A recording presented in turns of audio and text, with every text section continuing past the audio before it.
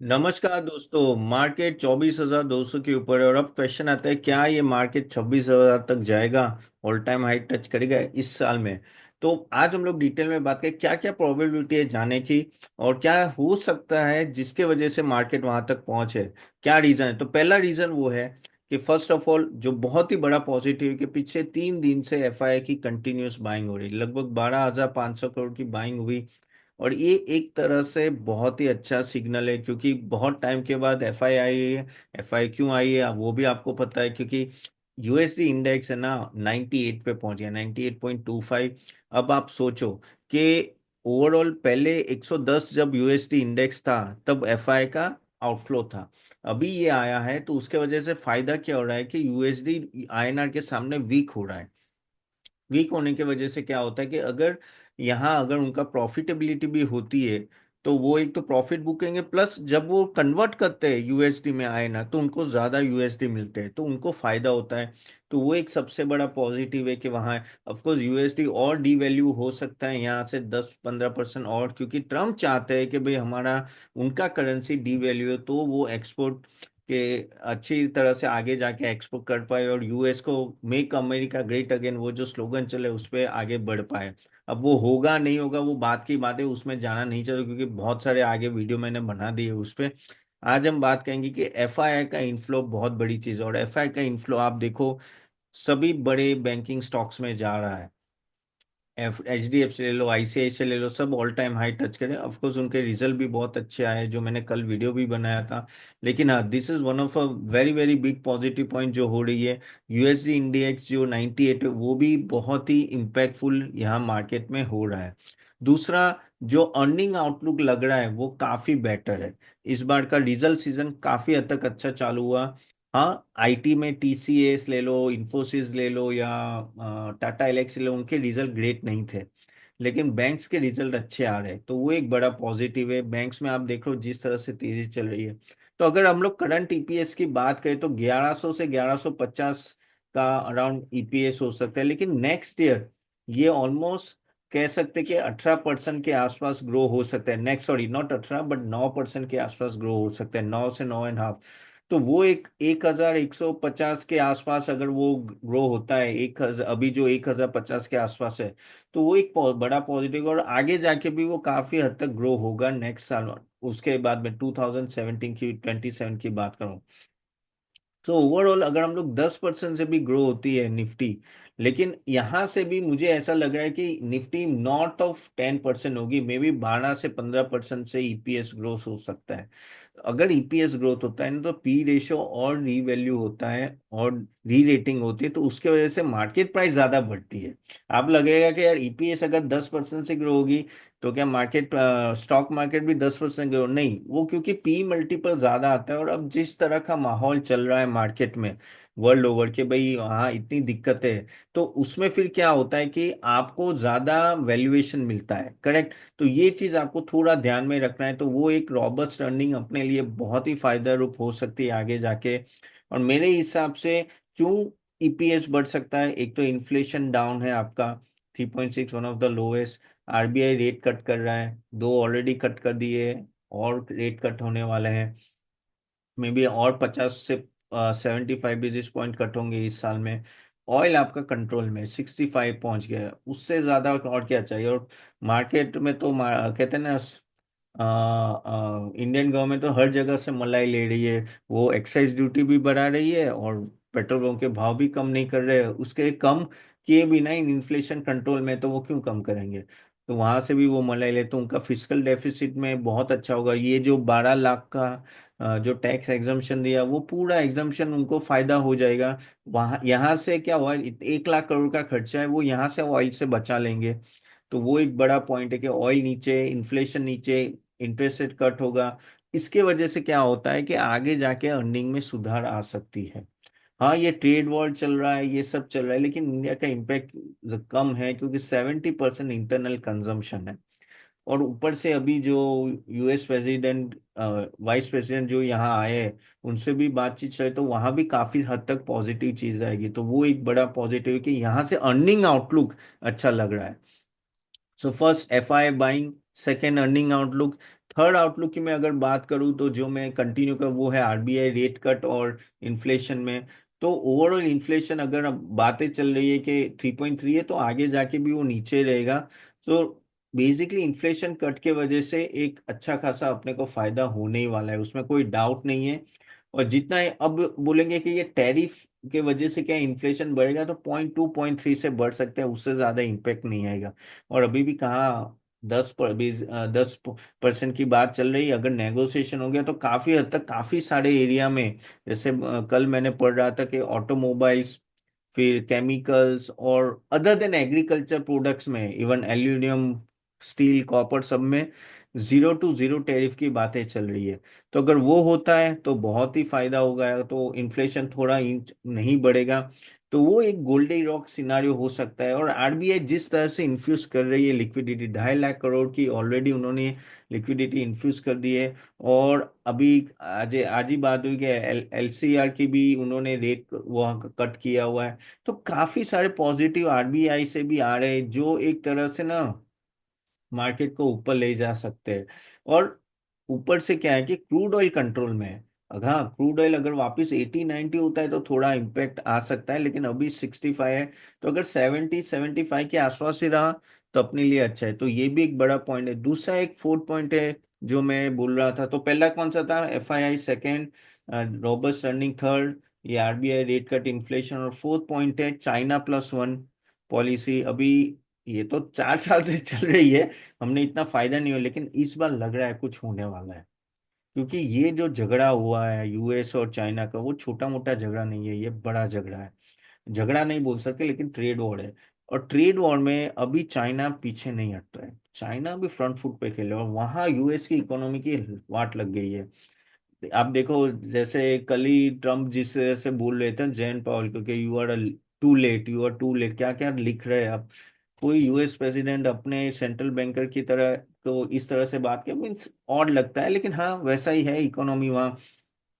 और उन्होंने बोला कि अगर ये रेट कट नहीं करेंगे तो यूएस रिसेशन में जाएंगे। अब पॉलिसी कौन लाए? ट्रम्प लाए। अब उनकी गलती है ना जिससे यूएसए रिसेशन में जाएगा। अब पूरा वो कहते हैं ना बर्डन इस पे डाल दिया, पोयल पे डाल दिया। अब पोयल बोल रहे हैं कि भाई मैं तो मई 2026 तक मेरा टेन्योर है, मैं तो तभी निकलूंगा। अब चल रहा है वहां टशन, यानी वो ही हो रहा है ना कि कुछ खराब हालत हो गई है घर में, और एक बच्चा दूसरे भाई पे इल्जाम लगा रहा है कि भाई ये इसके वजह से हो, वैसे ही चल रहा है अभी। लेकिन वहां सही में खराब हालत है। और चाइना अगर अडग रहा, चाइना अगर झुकेगा नहीं, वो लग रहा है कि वो बोल रहा है डायलॉग, झुकेगा नहीं साला, वैसे उस तरह वो हर एक कंट्री को अपने साथ ला रहा है। तो आगे जाके we can be a big partner. लोग देखो, चाइना है तो कुछ भी बोल रहे हैं, है तो बदमाश ओके। उसके दिमाग में क्या चल रहा है किसी को पता नहीं होता है। चाइना क्या सोच रहा है वो भी पता नहीं चलता है।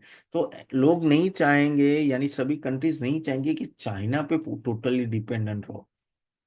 और वहाँ इंडिया एक आ सकता है। इंडिया के पास 140 करोड़ लेबर है, और हम लोग अभी भी $3,500 की पर कैपिटा इनकम है, जबकि चाइना 10,000 की पर कैपिटा में। तो हम लोग ये लो हैंगिंग फूड होता है ना, ये टॉयज होता है या एसएमई एंड वो सब, वहाँ हम लोग बहुत बड़े बन सकते हैं। तो मुझे लग रहा है कि काफी हद तक इंडिया को फायदा होगा, और गवर्नमेंट काम करे, गवर्नमेंट यूएस के साथ ट्रीटी करे। मैंने सुना कॉमर्स मिनिस्टर यूरोप भी जा रहे हैं, कुछ वहां भी डील साइन होगी, और आगे जाके क्या होगा, बायलेटरल एग्रीमेंट ज्यादा होगा, कंट्री टू कंट्री ज्यादा होगा। तो वहां फायदा हो सकता है, और इसलिए एफडीआई का बड़ा फ्लो आ सकता है। ओके, और ऑलरेडी 24 में $84 बिलियन का फ्लो आ चुका है। तो बेसिकली बड़ी बड़ी कंपनियां की, जैसे एप्पल ने इस बार बड़ा प्रोडक्शन इंडिया में ही किया और वहां से शिफ्ट किया है, करेक्ट। तो वो आप उससे आपको पता चलता है कि किस तरह से यहाँ, और हमने बड़ा ऑर्डर सफाइस भी कर दिया ना, 3 दिन में हमने वो ऑर्डर करके दिया है। सो आई थिंक काफी हद तक गवर्नमेंट भी देख रही है, वो काफी पीएलआई स्कीम ला रहे, तो कैसे लाइक सैमसंग, एप्पल और काफी सारी बड़ी बड़ी सेमीकंडक्टर कंपनीज इंडिया में आ सकती है। सो लेट्स सी, होपफुली वहां भी एक फायदा होगा। तो ये एक 4 पॉइंट था। और फिफ्थ पॉइंट ये है कि stable fiscal management and government policy. Government काफी प्रोएक्टिव है। गवर्नमेंट ने अपना फिस्कल डेफिसिट कभी भी बढ़ाने की बात नहीं की। जैसे आप बोलो 23 में हमारा 6.4 था, 24 में 5.6, और इस बार 5.1 है, और वो हो जाएगा। 5.1 क्यों हो जाएगा? क्योंकि जो ऑयल से आपको जो फायदा हो रहा है वो बड़ा फायदा हो रहा है। आपका ऑयल नीचे है तो आपका वहीं डायरेक्टली डॉलर डिनोमिनेटेड सेविंग्स हो रही है। ऊपर से इन्फ्लेशन कूल डाउन है, और जो ऑयल नीचे है, और ऑयल वो का जो बेनिफिट है वो ट्रांसफर नहीं करे एंड कंज्यूमर को, तो वहां से फिजिकल डेफिसिट का बड़ा, कहते हैं ना, भरपाई वहीं हो जाएगी। करेक्ट। तो ये कह सकते हैं कि अभी एक थोड़ा गोल्डी रॉक सिनेरियो। दूसरा एक पॉइंट है जो, चलो इसमें डायरेक्टली इम्पैक्ट नहीं होता है, लेकिन हमारे पास कितना सोना है। आई थिंक अगर आप सारे सेंट्रल बैंकर का मिला के भी जो सोना आता है, उससे भी ज्यादा सोना हमारे हाउस होल्ड ओन करते हैं। और जो 1 लाख के ऊपर चला गया है गोल्ड, जो रुक नहीं रहा है, थम नहीं रहा है, क्यों? क्योंकि डॉलर का कोई सब्स्टिट्यूट नहीं है। डॉलर डी वैल्यू हो रही है तो लोग उठा उठा के गोल्ड ले रहे हैं। गोल्ड ले रहे हैं, यानी गोल्ड कौन ले रहा है? सेंट्रल बैंकर से ले रहे हैं। लेकिन अगर आप ज्वेलरी शॉप में जाओगे तो लोग आके गोल्ड बेच रहे हैं। करेक्ट। लेकिन यहाँ सबसे बड़ा फायदा होगा कि इंडिया में ही इतना गोल्ड है, तो इनडायरेक्टली फायदा हो सकता है आगे जाके। बट यस, वापिस कमिंग बैक टू, मैं थोड़ा भटक गया, लेकिन फिजिकल डेफिसिट कंट्रोल में कैपिटल एक्सपेंडिचर ऑलरेडी वो 11.1 लाख करोड़ का वो कैपिटल एक्सपेंडिचर कहेंगे। Last year, no, last 6 months में इतना एक्सपेंडिचर नहीं हुआ था, लेकिन इस बार एक्सपेंडिचर अच्छा हो सकता है, और उसके वजह से इम्पैक्ट आ सकता है। अगेन, जीडीपी ग्रोथ 6.5 से 6.8% का चांसेस है मेरे हिसाब से। अगर ये जो, अगर इंडिया के पास, सब लोग बोलते हैं और मुझे भी ऐसा लग रहा है कि ये 1991 में जो मनमोहन सिंह ने बजट लाया ना, उस तरह का सिनारियो अभी आ सकता है अगर हम हमारी इकोनॉमी को ओपन करें।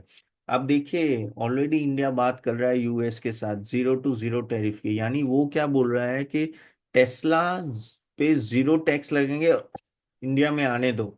लेकिन वो इकोनॉमी को ओपन करना चाहते हैं। क्यों ओपन करना चाहते हैं? क्योंकि उनको कॉन्फिडेंट कि यहाँ की companies like Tata Motors, MNM, Maruti हो या आइशर हो, या ये सब कंपनीज, हुंडई हो या जो भी हो, ये सब टेस्ला से फाइट कर सकती है। बीवाईडी तो ऑलरेडी इंडिया में है।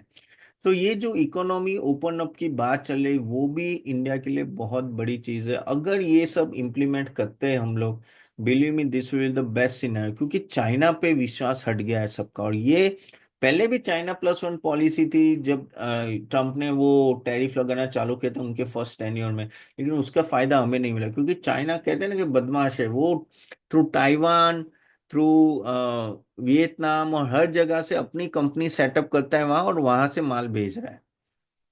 लेकिन इस बार यूएस नहीं छोड़ेगा, ना तो यूरोप कंट्रीज छोड़ेगी, क्योंकि उनको पता है कि चाइना है ना, ऐसे वाया वाया करके बेचता है।